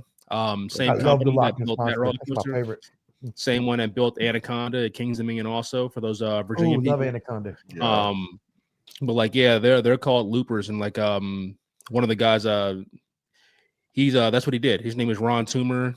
He was one of their head mechanics engineers, and he actually used to use hanger wire to like design rides, and like that's why they kind of have like a janky kind of feel to them, and their transitions don't have what's known as like hard lining. So like he just had some like interesting type of coaster type. So, but like that's what kind of got me into it, and then ever since then I've loved them. Even though I was like I didn't hate roller coasters, I just didn't like Grizzly because I think I just had like a PTSD moment. Then I found out later on in life when I rode it again when I was 16, I actually like wooden roller coasters over steel, and that's still just today. Oh yeah, I'll ride a wooden roller coaster over a steel any day of the week. Is the hurler, is that wooden? That hurler is wooden. It's gone now. It's been been remodeled. That's one Basha rode for the story. Oh yeah. It's called it's a hybrid now. So they a company called Rocky Mountain Construction went in and took out all the track out, remodeled it, and put their steel track in there. So now it's got steel wheels, steel track on a wooden structure, and it goes upside down. Timbers upside down 3 times. Goes upside down. Wow. It's a pretty intense coaster. And it's really it's very smooth, very fast. That company is one of the most recognized companies now in America. They're an American manufacturer. They make incredible roller coasters. They're known for taking old Woodies or bad wooden roller coasters, going there and putting it in their hybrid track, remodeling it, redesigning it. Redesigning it. I love Omar. Designing it. And it just runs. And those coaches are great. Like you can do so much quick transitions and ride elements that you can't really do on any other like steel type. So they make some pretty aggressive like off type rides. So when we go to Tampa, you'll ride one. It's called Iron Gwazi. We'll get you on that. Dion, we said the same thing. I did have a question. A quick, like not a question, just a memory. I don't know if Omar or Bayo were there, but when we went to Six Flags, they had the throwback jerseys. Oh yeah, I was there. It was with Brandon and all everybody. I think you were there, Lil Shane. Do you remember when we were on the Two-Face ride? And Mike, you know the Two-Face ride when you go back and forth. I remember that. Yep. So I was on it, and the people in front of me, there was nobody in front of me on the joint facing me. But the people before, there's a big glock of snot right on the joint.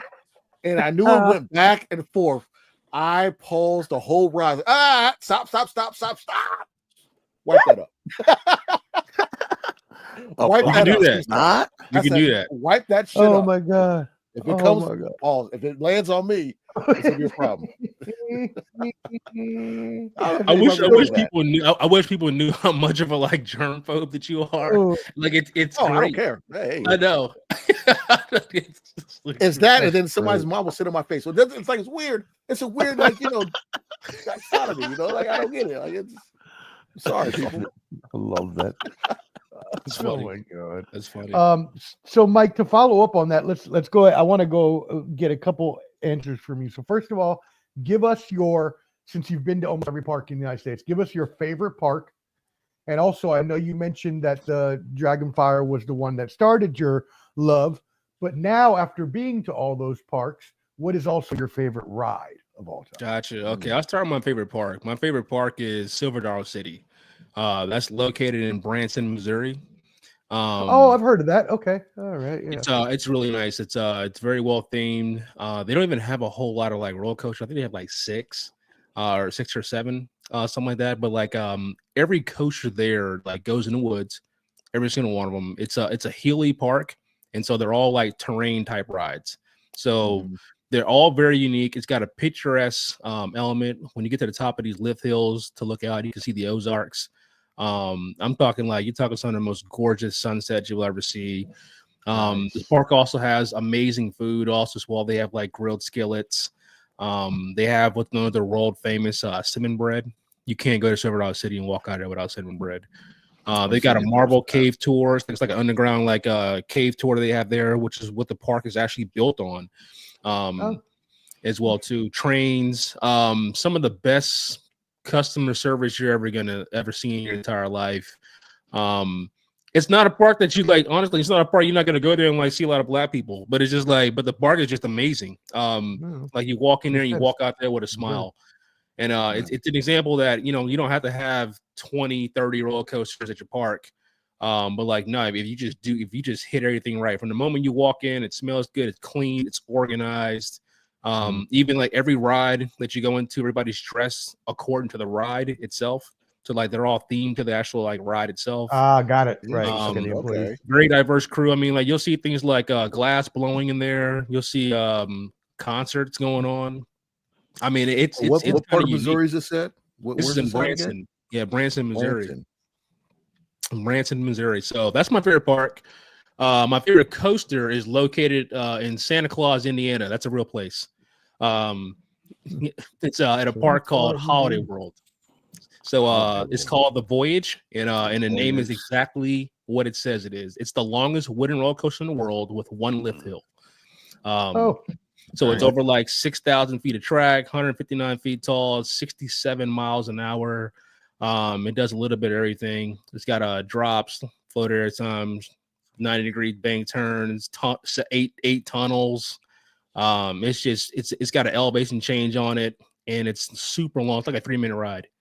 And it's aggressive the entire time. The coaster is so good that each year they have an event at the park just to run the coaster at night with the brakes off. And you heard me correctly. They turn the brakes off. So so they're like during the ride, in the middle of the ride, when you come halfway through, they're called trim brakes. It slows the ride down, right? Because like when the ride doesn't have it on there, it goes like insanely too fast. So for is that what Ryan does in his editing? Some of the little break sounds. Yeah. It's what it sounds. Okay. And so during this event is only one time a year. This is the only time you can ride the roller coaster like this. The park itself isn't typically open at night either, so it's always open in the daytime. And like all the coasters are in the woods, and so you get to ride the Voyage with the trims off. And so when you get to the mid-course brake run, you just fly right through. And then the last half of the ride is actually faster than the first half of the ride because you're going downhill the entire time. and you're going, and you're just gradually picking up more and more speed, and it's pitch black. It's so dark you can't even see the hand in front of your face. And it's the only time you can ride a coaster like blend that. In. It is, yeah. It's all teeth, man.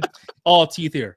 Like when you're coming across, like when the picture goes off, man, it's just like a little line of white.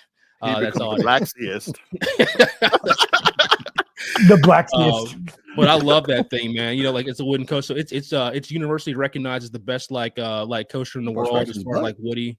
And it's got a cap event once a year. 800 people.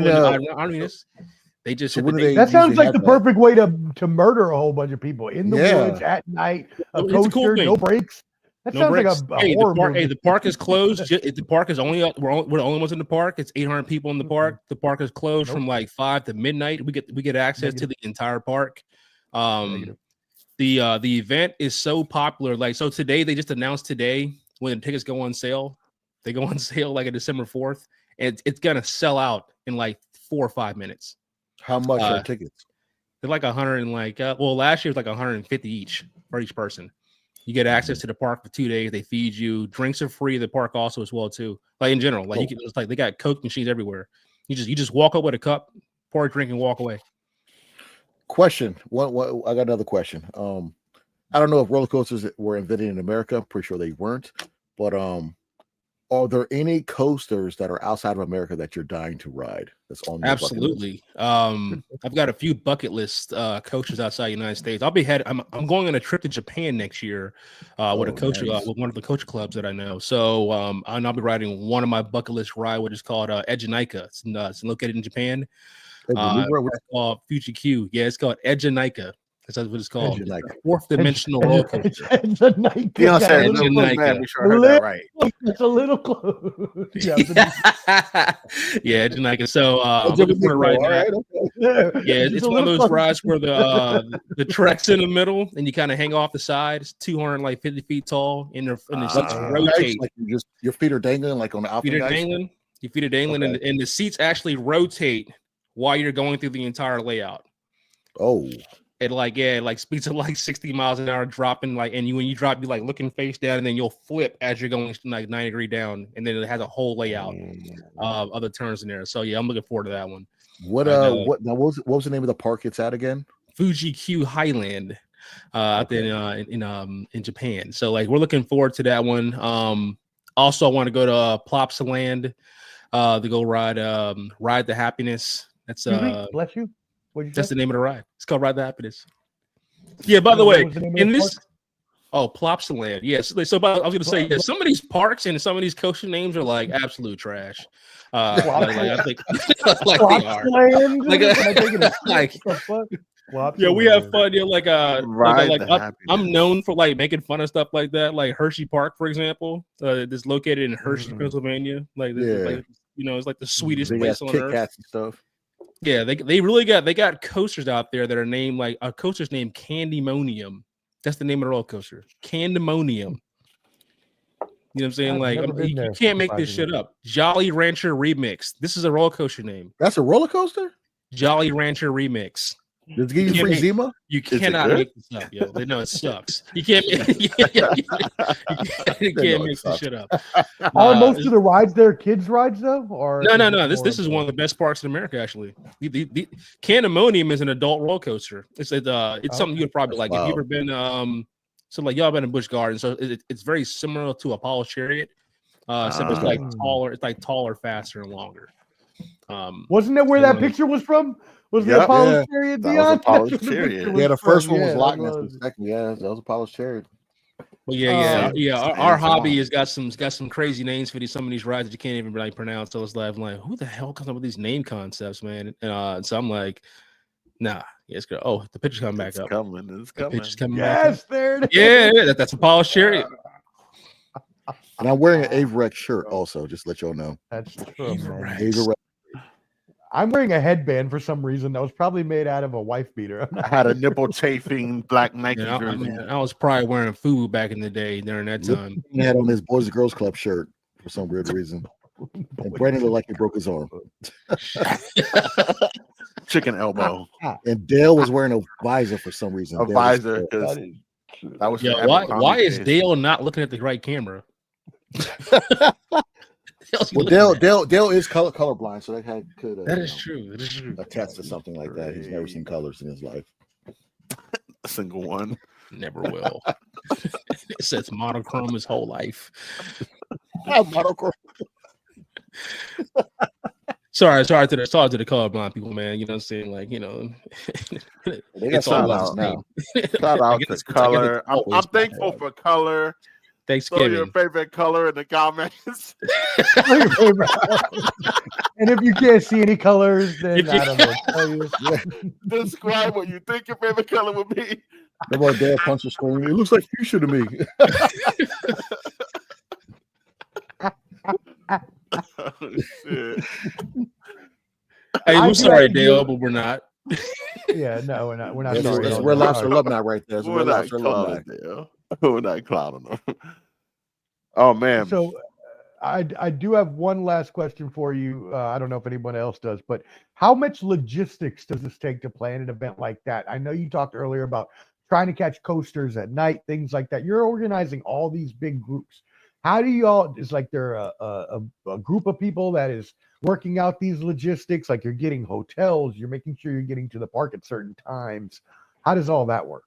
Yeah, that part, see, like planning's tough, you know what I'm saying? So like thankfully, man, I got a good team, man. So like even the term bluesiest that we have here in our hat, by the way, you can go get the merch as well too. You can buy this shirt and these in hoodies too.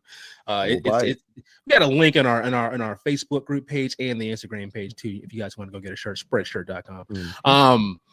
But like no, the organization's tough, you know what I mean? Like it's fun, it's not as hard as it seems. I just want to shout out my boy Gary Gooch. He's the one actually coined the phrase bluesiest. Like we had Gary what? His name is what? Gary Go back. Go back. Right. Thank you. Gary Thank you. Gooch. Go back. Hold on. Gary what? Garrick Gooch. Oh, hey yo. Shout out to my boy. We call him Gooch. Shout out to my boy Gooch. Oh, hey yo. Good dude, man. He's a good dude. Walking Paul. Do not call that Shout out to What are you doing? Gooch, my boy Gooch. And look, when y'all see him in June, he's gonna have. When you see him in June, he's gonna have a hat on that has his name on it. It's gonna say GOOCH on it in like capital, like cursive letters. Wow. I'm not joking. But he actually coined the phrase bluesiest, like himself. So like what I got, Gooch, got my man Dewey. We got my man Alan. He's out there in Cali. Dewey. What is wrong with your crew, man? Hey man, this is the crew here. I told you what I said. Hey, remember what I said, man? We got some weird names, man, in this industry here. They're thrill seekers. They're not gonna have normal names. It's like Rock all brothers, man. And hey, these are all Rock Hard Ron. Flipping Frank. You know, it's gonna be. I love it. So how about if it does? So we got my man Gooch. We got my man Gooch. We got my boy Dewey. We got my man Zaya Prime, and my man Alan. Like they're all part of that. Zaya runs the Facebook group. No, all those other names and just Alan. Hey, he goes by Almighty, but we call him Alan. Yeah. Zaya Prime is that sound like one of those Israelites? You know, is he one of them? Nah, he's not one of them. Okay. He's drunk all the time. This is good. He's actually fun to hang around. Drunk all the time? Drunk all the time. He's fun to hang around. So you know, like no cap. He's fun hanging around. But like no man, what we do is we reach out to the parks and we say, hey, we want to plan a date to where we want to go to, and then we also do we'll do a time, and then I'll make a flyer. We'll send it out to the group, putting the dates out there. When it comes to like lodging, no, we kind of let you guys do your own lodging because everybody's preferences are different and price points. So like some people are okay staying at a Best Western or Holiday Inn, and some people can't stay anywhere but Marriott's. Or some people want to stay at Airbnbs and be in groups with others to kind of save money. So like we always kind of like we provide a date. And then travel, we always announce our dates ahead of time just so people can save up money and plan in advance. So we always give you about an 8 to 10 month notice. So that way it's like, okay, I know in 8 months, this is where we're going. This is where we'll be. And this is what it is. And so we'll do that, contact the park, let them know ahead of time. Like right now we're working on, like Gooch is working hard behind the scenes, working on what we can get from Busch Gardens, Tampa. and then they let us know like what they can offer us. And then usually they set like a little fee. And they say, hey, this is what it is. That kind of covers the employees' cost and, whatever the time is as far as to run that ride, whatever. Then we get that and we just go in. And so like we'll work on things like ERT, which means exclusive ride time, where it's just only us in the park. And then it's just us like riding the coaster only to ourselves, either before or after the park is open or closed. We'll get things like behind the scene tours of like we'll go see like you'll walk behind the roller coasters and they'll have like some kind of park guide tell you like how it was built and what it is, and you'll get different views that the public don't get. We'll get one of those. Yeah, we'll get like food and like lunch or dinners included also as well. So like we'll do that kind of stuff, like for some of our meetups, and then we'll do like great, pictures, and then like everybody will have their time to go ride. We don't walk around like a field trip at all, so it's not like we're just it's like 100 people just walk around, or 50 people walk on together. Like no, like we plan our time. Like hey, at 2:00 we're having dinner at our little private area. At 6:00 we're getting a picture.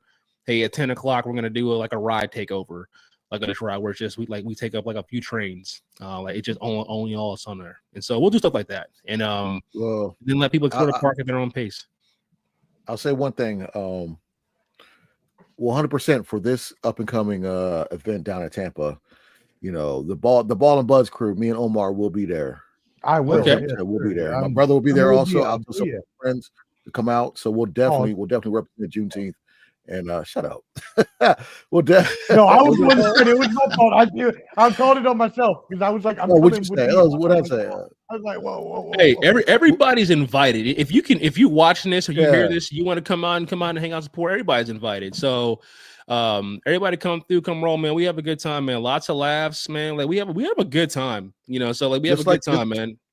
Just like the boxing league, the fancy boxing league that the homie put on.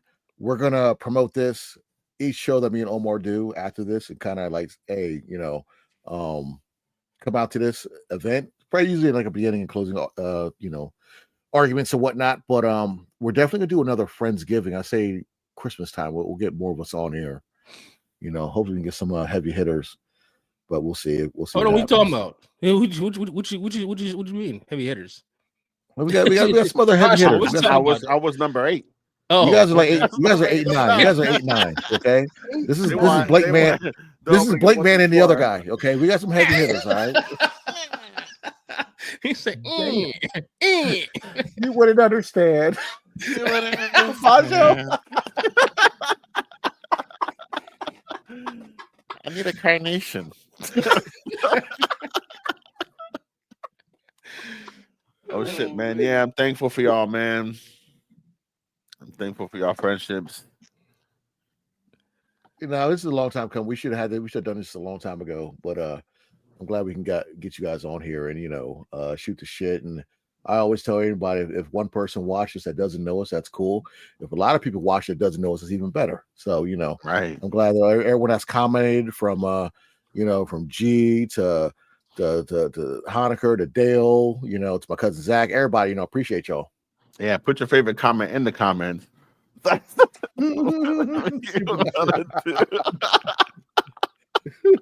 everybody that liked this too. I saw Rob Brown like this at the last second. Shout out to the homie Rob. Hey, Rob Brown. What's up, Rob? And Daniel, who should be watching the show, said, "Happy Thanksgiving, y'all." In the Zima chats. Happy Thanksgiving to you too, Daniel.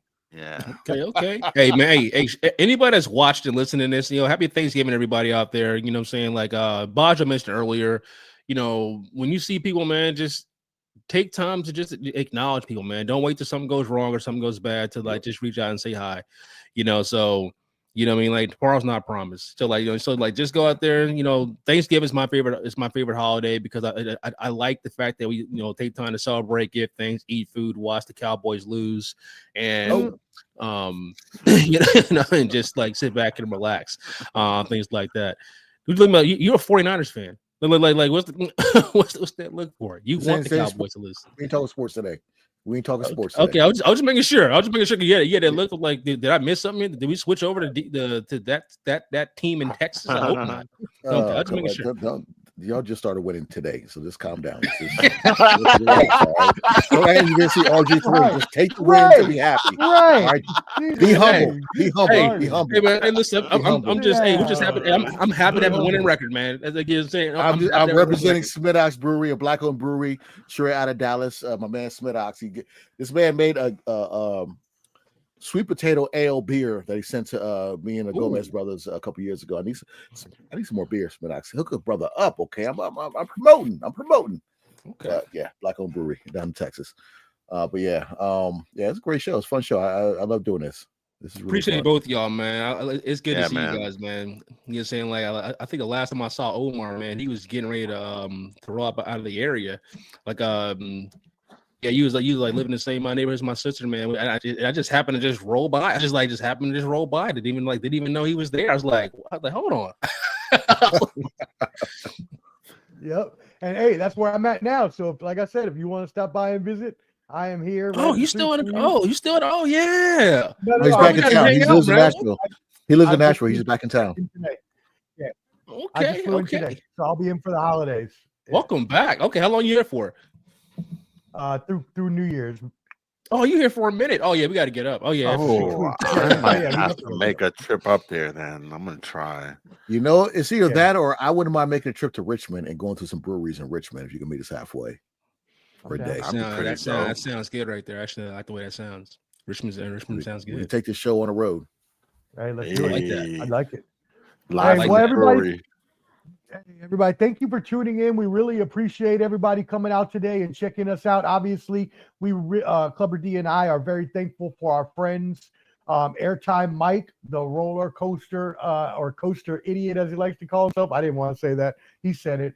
But he's been to so many coasters. If you want to join the Blusiast crew in Tampa for the Juneteenth event, please make sure you look up the Blusiast and El Toro Ryan YouTube channels. You can also follow them on IG as well at the Blusiast, and then as well my brother Bayoan Malave, comedian, voiceover. Hey, what's up, Trace?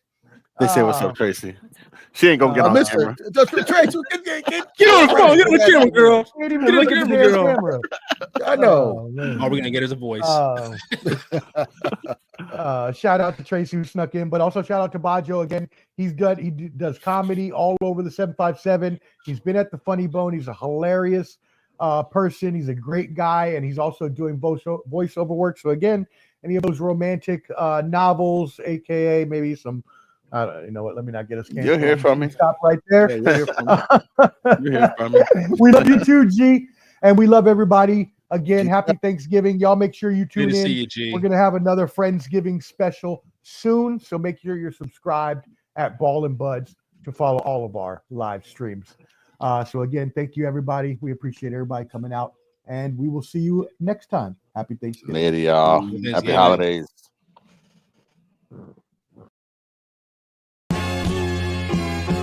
Peace with the millions. It's that world heavyweight flow. Championship belt wrapped around my waist, yo. I got that Ric Flair figure flow. Slam you on the pavement, that's why they call me Street Pro. Create heat on beat flow. Like Jordan after the second time he three-peated, folks. Get ready, set, let's go. Fight toe to toe, release the flow created by this mic pro. Lights, camera, get low. Action packed, back to back. In fact, this monster will grow. Y'all better let him know. Man with the master plan, and you have no need to know. You came prepared, now get ready for the show.